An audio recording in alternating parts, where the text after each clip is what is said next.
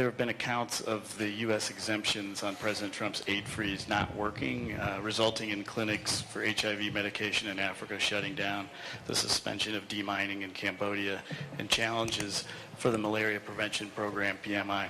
Are these waiver problems something you're seeing and looking to address? Thank you. Yeah. Let me address the first one. That's an offer President Bukele made. Obviously, we'll have to study it on our end. There are obviously legalities involved. We have a constitution. We have all sorts of things. But it's a very generous offer. No one's ever made an offer like that. And to outsource at a fraction of the cost, at least some of the most dangerous and violent criminals that we have in the United States. But obviously, the administration will have to make a decision. I raised it yesterday because it's an incredible offer and an unprecedented one. On the second point, look, we froze foreign aid so that we can review those programs. The waiver process exists so that we can review those programs. Today, here, we've issued waivers for programs that make all the sense in the world. They make America safer.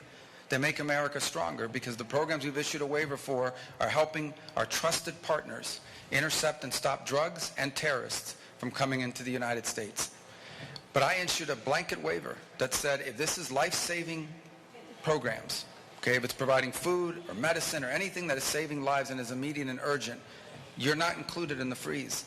I don't know how much more clear we can be than that. And I would say if some organization is receiving funds from the United States and does not know how to apply a waiver, then I have real questions about the competence of that organization. Or I wonder whether they're deliberately sabotaging it for purposes of making a political point. I want to repeat what I've said. I have long supported foreign aid. I continue to support foreign aid. But foreign aid is not charity. It exists for the purpose of advancing the national interest of the United States. Every dollar we will spend, as long as I'm Secretary of State, and as long as President Trump is in the White House, is going to be a dollar that's advancing our national interest. And you see this here today. These are programs that work. This is the kind of foreign aid we need to do. And there are programs that we have questions about that do not further the national interest, and they should be eliminated. And then there are those we need to learn more about. But we have a blanket waiver. It's been out for a week. And anybody who tells you they don't understand it, let me repeat it in very simple words. If it saves lives, if it's emergency life-saving aid, food, medicine, whatever, they have a waiver. I don't know how much clearer we can be. And if they're not applying it, then maybe they're not a very good organization, and maybe it shouldn't be getting money at all. Alejandro Urbina, Trivisión. Muy buenos días, señor presidente. Señor Rubio, bienvenido a Costa Rica. Good morning, Mr. President, Secretary Rubio. Welcome to Costa Rica. We've learned that this morning, before your meeting with the President, Rodrigo Chavez, you held a meeting with two former ministers of this administration. We'd like to know if you can share a bit about the contents of the meeting with former Minister Laura Fernandez and Minister Batalla, and if you will have additional meetings in our country with a similar interest as the meetings you had this morning. No, these are two people who, up until a few days, they were in government, and during their time in government, they had been very strong allies of the United States with whom we shared ideas and values. I know they were out of government. I wasn't going to have another chance to meet with them, and I had the chance to greet them today and thank them for all of their cooperation. They've been very firm voices in everything we've talked about today. These are people who understand very well the threats that Chinese companies represent to economic sovereignty and the security of countries, and we simply wanted to thank them for everything they did in their positions during their time in government, in the cabinet, knowing that they have left government. Sean Tanton from the AFP. Can I follow my colleague John's remarks, his questions about the aid? You talk about the United States being a strong partner. China, of course, is doing aid projects around the world. When you have these drastic changes, what does it do to American soft power? Is there a question about the U.S. using leverage, perhaps because some of these programs are there? And also, you mentioned there are, of course, legalities involved in sending prisoners overseas. Could you explain that? Obviously, there's the Constitution. What type of human rights protections would prisoners have if they're being sent overseas? Is that a question that you raised with President Bukele? And Mr. President, you're of course a development expert. How do you feel about the cuts in U.S. assistance or the changes in U.S. assistance, and how will this change worldwide and change with the competition with China? Thank you.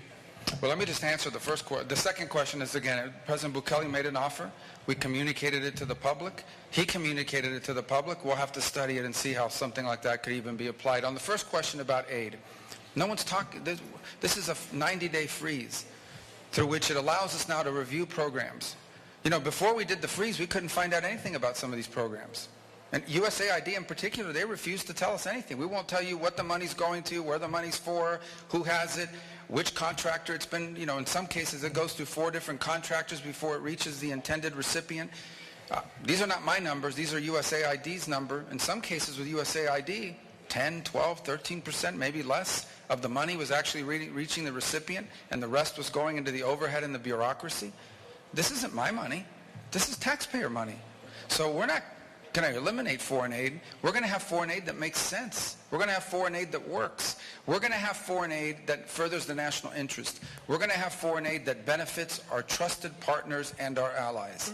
I am here today, we've issued a waiver today, because in Costa Rica we have a trusted partner and an ally who has proven that they have taken aid from the United States and used it to fix a problem, to help us, to do it in a way that actually helps the United States. They're stopping drugs. They're stopping criminals. They're identifying terrorists. This is foreign aid that furthers the national interest. Other programs we have questions about. But we've also issued waivers because we don't want anybody see anybody die or anybody be harmed in the short term. But we're going to conduct a review, and we are going to have foreign aid in this country that is going to further the national interest of the United States. If it doesn't make us stronger or more prosperous or more secure, we aren't going to spend taxpayer money on it. We owe that to the people of our country. Antes de terminar, por favor, las palabras finales. Final words from President Chavez and Marco Rubio before we end. In that order? Yes. Mr. Secretary, it has been an honor to have you here. I am extremely pleased that we have come to fundamental agreements for our common interests in both countries. The partnership between the U.S. and Costa Rica is strong, and under your leadership and the leadership of President Trump, we will make it even stronger, because it's dark before light, but we are looking at each other and seeing eye to eye on these very important issues. Thank you very much, and it's been a great pleasure. Thank you. Thank you very much for having us, and thank you for your cooperation and our friendship as peoples and as countries. We will continue to work on that foundation and do very important things that will help not only improve lives in the U.S., in Costa Rica, it will be a model for the region and for the world. God bless you all, and thank you very much. Amen. God bless you as well. Thank you very much to both of you, and thank you to our colleagues from the press. Thank you for everyone who's been following this broadcast on social media. Good afternoon.